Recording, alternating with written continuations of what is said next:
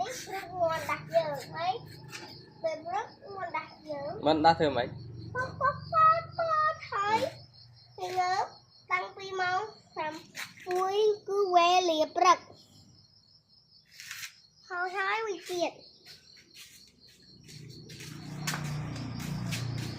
នេះគោបែបនេះយំយ៉ាងម៉េច គោយំយ៉ាងម៉េច មកហើយតាំងពីម៉ោង7តាំងពីម៉ោង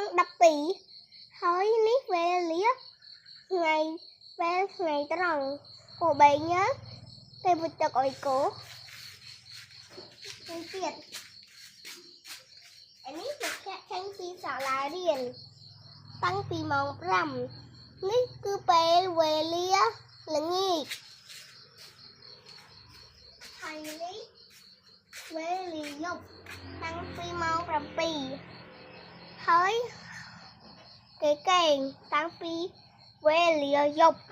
ជម្រាបលាអ្នកគ្រូ